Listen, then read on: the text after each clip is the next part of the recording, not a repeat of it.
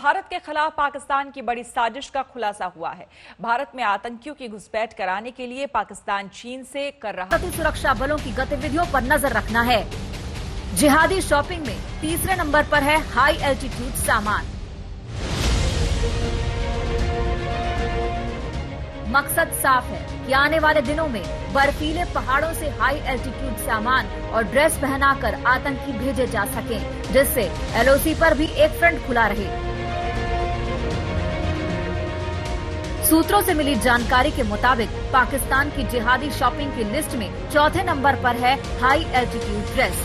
जानकारी के मुताबिक पाकिस्तान चीन की एक कंपनी से 15 प्रकार के ये हाई एल्टीट्यूड ड्रेस खरीदने जा रहा है। इनमें शामिल हैं high altitude goggles, harness seat, warm cap, down suit, high altitude gloves, leather gloves, high altitude drinking water bottle, beacon avalanche, folded leather, wire cutter, face protector, glacier टोपी, parka jacket और पुली। आज तक को मिली जानकारी के मुताबिक चीन पाकिस्तान से 80,000 राउंड स्टील बुलेट खरीद रहा है। ये स्टील बुलेट बेहद खतरनाक होती है, जिसका इस्तेमाल पाकिस्तान कई बार जम्मू कश्मीर में जैश ए मोहम्मद के आतंकवादियों के जरिए कर चुका है। पाकिस्तान और चीन का लगातार डर्टी गेम प्लान चल रहा है। पाक अधिकृत कश्मीर में चीन से पाकिस्तान जिहादी शॉपिंग करने में जुटा हुआ है। इसका मकसद ये है कि आतंकियों की घुसपैठ कराना। सूत्रों ने ये जानकारी दी है कि पाकिस्तान चीन से हाई एल्टीट्यूड ड्रेस के अलावा ऐसे बुलेट प्रूफ जैकेट्स खरीद रहा है जिसका इस्तेमाल आतंकियों की घुसपैठ के समय किया जा सकता है। साथ ही रडार सिस्टम भी खरीदने की कोशिश की जा रही है, जिसका साफ मकसद है कि भारत के अंदर की जासूसी करके ज्यादा से ज्यादा आतंकवादियों को कश्मीर घाटी में भेजना। पर भारतीय सुरक्षा एजेंसियों ने इनके सभी प्लान को डिकोड कर लिया है और उसके हिसाब से तैयारी कर चुकी हैं। पाकिस्तान की आर्मी ने भारी संख्या में SH-15 हॉवियर तोप का सौदा भी चाइना नॉर्दर्न इंडस्ट्री कॉर्पोरेशन के साथ किया है। रिपोर्ट से ये भी खुलासा हुआ है कि चीन नवंबर-दिसंबर 2020 तक पाकिस्तान को हथियारों से लैस ड्रोन CH-4 ड्रोन सौंप देगा। CH-4 ड्रोन से सीमा पर जासूसी का बड़ा प्लान पाकिस्तान ने तैयार किया है। इसे कहते हैं पाकिस्तान है कि मानता नहीं। हर साजिश में मुंह की खाने के बाद भी भारत के खिलाफ वो साजिशों के जाल बुनने से बाज नहीं आता। भारत से गलवान में मार खाया चीन उसकी साजिशों को हवा देने में आगे आगे है। जितेंद्र बहादुर सिंह, दिल्ली, आज तक। और अब हम आपको चीन के चार्ली पेंग की साजिश दिखाते हैं। हवाला के जरिए मनी लॉन्ड्रिंग करने के आरोप में पकड़ा गया चार्ली पेंग चीन का जासूस निकला। उसके निशाने पर दलाई लामा भी थे। वो शेल चीनी कंपनियों के जरिए हवाला का बड़ा और काला कारोबार भी दिल्ली NCR में खड़ा कर चुका था। जब भारतीय फौज गलवान में चीनी सैनिकों की साजिशों को नाकाम कर रही थी, तो देश की राजधानी में एक चीनी दूसरी साजिशों को अंजाम देने में लगा था।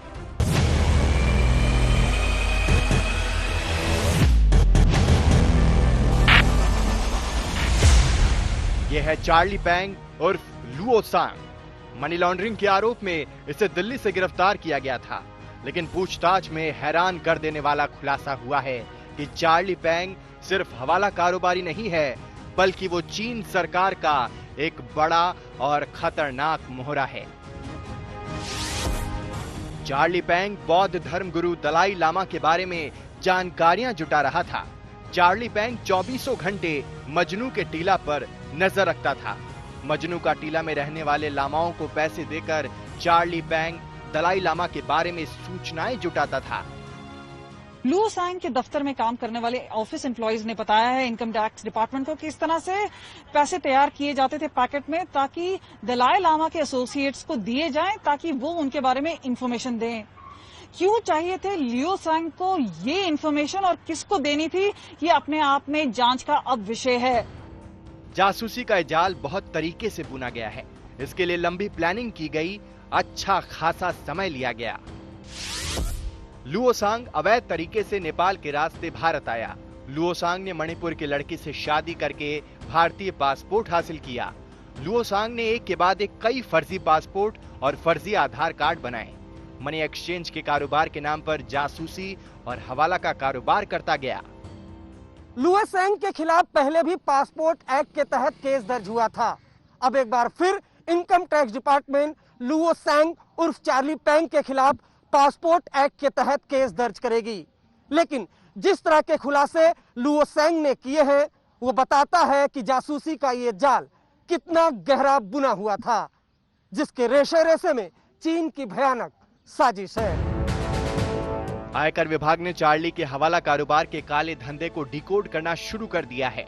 शुरुआती जांच में मालूम चला है कि लुओ सांग उर्फ चार्ली पेंग ने दिल्ली के सीए की मदद से 40 बैंक खाते खोले। चार्ली पेंग के अब तक 300 करोड़ के हवाला कारोबार। और अब बात चीन की नेपाल वाली साजिश की। चीन के इशारे पर नेपाल पिछले कुछ दिनों से भारत के खिलाफ आग उगल रहा था, लेकिन भारत ने ऐसी सख्ती दिखाई कि नेपाल के होश ठिकाने आ गए। भारत के खिलाफ बयानबाजी करने वाले नेपाली पीएम केपी शर्मा ओली को करीब 4 महीने बाद प्रधानमंत्री मोदी से बातचीत करने के लिए मजबूर होना पड़ा।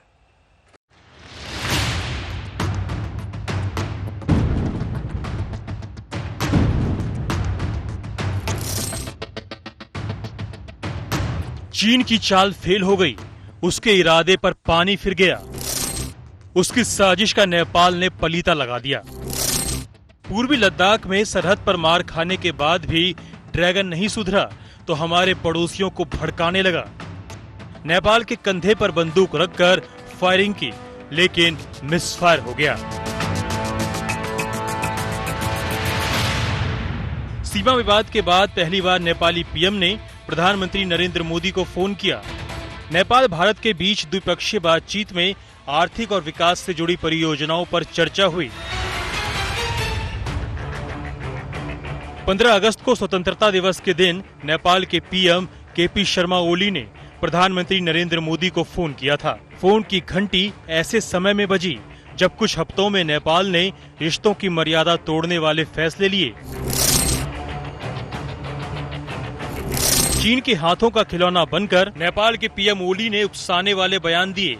अब ऐसे में सवाल उठता है कि क्या नेपाल के पीएम ने किसी रणनीति के तहत पीएम मोदी को फोन किया? क्या भारत को बातचीत में फंसाकर चीन के प्रोजेक्ट को रखना चाहते हैं जारी, या फिर ओली को यह बात समझ में आ गई कि भारत के साथ रोटी बेटी के रिश्ते का धागा तोड़ना ठीक नहीं? नेपाल के पीएम ओली जब घर में घिरे तो उन्होंने भारत के साथ विवादों की गठरी खोल दी। चीन ने इस मौके को भुनाया, भारत के खिलाफ ओली का कान फूका। 8 मई को रक्षा मंत्री राजनाथ सिंह ने लिपुलेख दर्रे को उत्तराखंड के धारचूला से जोड़ने वाली रणनीतिक सड़क का उद्घाटन किया तो ओली बिलबिला उठे। इसके बाद नेपाल ने लिपुलेख, काला पानी और लिम्पिया धूरा को अपना इलाका बताते हुए नया नक्शा जारी कर दिया। जून में नेपाल की संसद ने इस राजनीतिक नक्शे को मंजूरी भी दे दी। बिना आधार के नेपाल ने अपनी सीमा के विस्तार को नक्शे के जरिए दिखाया। हालांकि भारत ने कड़ा ऐतराज जताया और चीन का बिना नाम लिए हुए कहा कि नेपाल दूसरे के कहने पर ऐसा कर रहा है। ओली का जब इतने से मन नहीं भरा तो मर्यादा पुरुषोत्तम राम पर विवादित बयान दे दिया। नेपाल के पीएम ओपी शर्मा ओली ने दावा किया कि भगवान श्री राम की नगरी अयोध्या उत्तर प्रदेश में नहीं बल्कि नेपाल के वाल्मीकि आश्रम के पास है। उन्होंने कहा कि हम लोग आज तक इस भ्रम में हैं कि सीता का विवाह जिस राम से हुआ है वो भारतीय हैं। वो भारतीय नहीं बल्कि नेपाली ही हैं। हालांकि इस विवादित बयान पर ओली के खिलाफ भारत में जबरदस्त प्रतिक्रिया हुई। साथ ही ओली के खिलाफ नेपाल में भी लोगों ने आवाज बुलंद की।